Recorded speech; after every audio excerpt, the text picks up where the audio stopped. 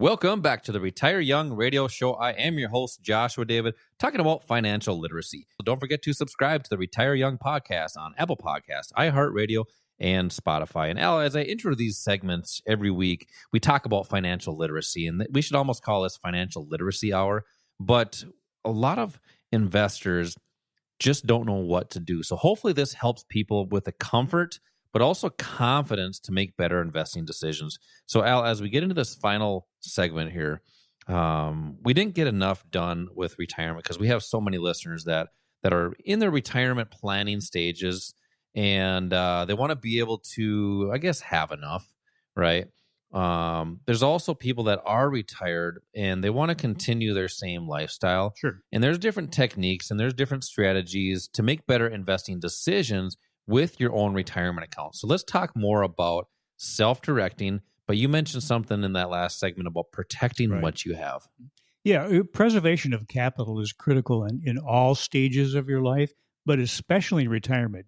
Unfortunately, and I hate to be the one to break this to everybody, but when you retire, you just don't have enough time for a do-over. So you want to make sure what you've worked hard for stays with you. There's really three components to what could be a successful retirement for you. Number one is learning how to generate cash off of the retirement portfolio that you have.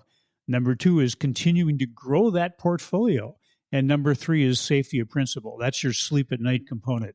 And there are strategies for all three of those, and they should be part of a plan. And this is where a plan is really critical, Josh.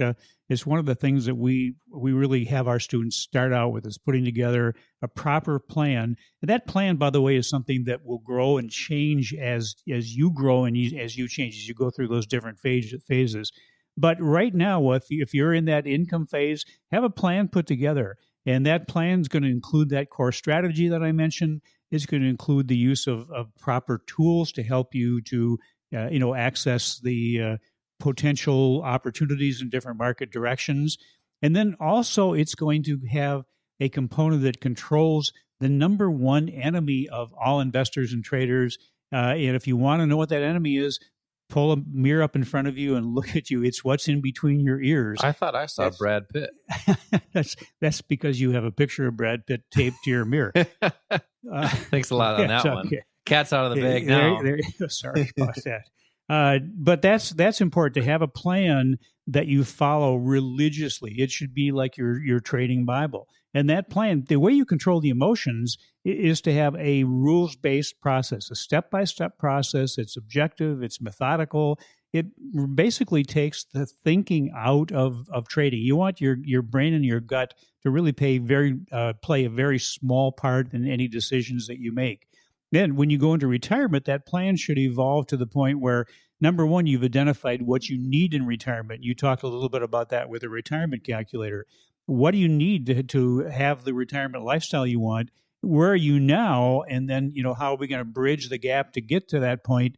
It's based on the rate of return you need to get to where you need to be or want to be in retirement. And just so everybody's clear that there is risk in trading and investing, but if you have that proper plan, that helps with the confidence as well. Correct. Yeah. And again, it doesn't make any difference who is managing that portfolio. If you have it in a 401k or 403b, or if you give your money to Warren Buffett, there still is going to be that risk. The risk is controllable. And it's just like walking across the street. You look both directions. You maybe wait for the light to turn to walk. Putting your seatbelt on, Putting your seatbelt on in a car. It's the same thing. It's like, have you ever done something where you put your hand on like a hot burner or something like that? I actually have done that. Most people probably have. And most of you listening probably are going, yeah, that's happened to me.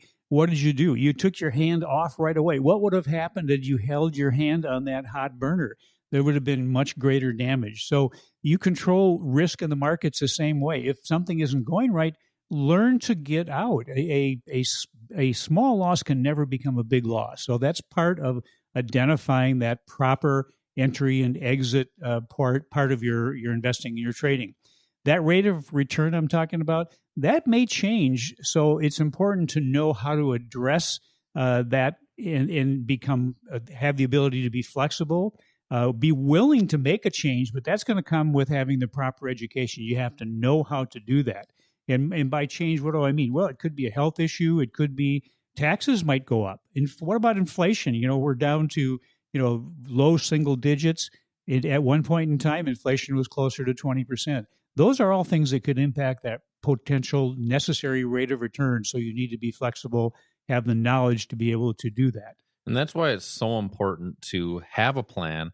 So you're not just guessing in those later years. Have a plan to reach whatever your goal is, but then follow through with that plan and continue that for better, more confidence. And that's what it all comes down to, is having more confidence in anything that you're doing. And Al, with these investing classes, you have been helping people with the confidence to have more comfort getting into these financial markets, to take advantage of the opportunities that are there, but also to have that proper plan for themselves. And it's not just, it's not cookie cutter. It's having that strategy for you. Now, we've been talking a lot about confidence, right? That's one of those 3 C's, right? Now, there's a lot of investors that are jumping into the market, don't necessarily have the confidence, and partially because they didn't really know where or how to start properly. So if someone's brand new to the financial markets and wants to learn how to get started, but they want to do that with the confidence, what are some of the first steps that they should take? Well, I think personally that this investing class that you're talking about is a great way to start. The goal there in that class is not to convince you to do something. It's for you to see whether this is something that you feel is right for you. Should you be investing your own money? Should you be taking control of your assets, or should you not? That's a goal of these free classes that we do. So you can start there. If it is something you feel comfortable with, if this is something that you want to pursue, then get the proper education, and we'll help you do that. We'll help put together a plan, an education plan that's going to get you from where you are now, give you the opportunity to get you from where you are now to where you'd like to be. And which is that confidence? It builds the confidence, right? It's the knowledge. Understand how the markets function, how you can take advantage of them, but then also know that you will have somebody there to help you if you need help. That you be part of a community of people that are like-minded, who might mentor somebody who's new. Being around people that have the same goals can be a real advantage, can really help you maybe to, stay on track, maybe to keep you out of trouble. But that community aspect is a big part of what our students experience and what they feel is very valuable. I really like that community aspect, Al, because it's trading and investing. There's so many people that just ask a buddy, but the buddy doesn't always know what is going on in the financial markets. Yeah, but they may know less than you do. But just because they ask them, they feel like that's correct. And not saying that your buddy doesn't know anything about the financial markets, but what if you had more confidence with like-minded people that are investing for, in their income years or their building years, we'll call it, or during retirement.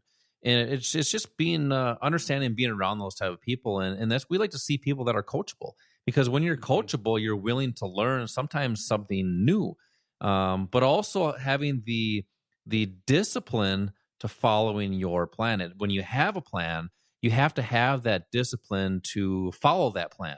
And then it all comes down to that final thing, which I think is the most important, is being decisive to, I guess, take the trade. Because we all know that trading and investing, it's all electronic, so it's all done from home. And if you are decisive, you're able to take those trades, well, that gives you that confidence. Al, every week you've been giving a lot of wisdom.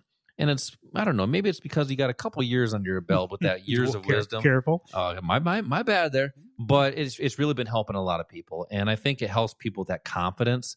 Let's make people more confident here again. Right. Well, if you want to make a change, moving ahead starts with acknowledging that where you are now and where you have been isn't where you want to be.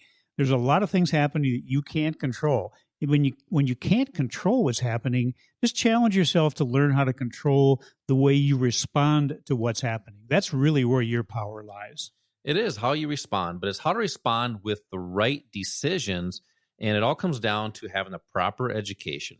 So, in these investing classes, it helps you with that decision process as far as what do you need? What do you want to do? Also, don't forget to subscribe to the Retire Young podcast on Apple Podcasts, iHeartRadio, and Spotify. Until next week with the Retire Young radio show, retire young, my friends.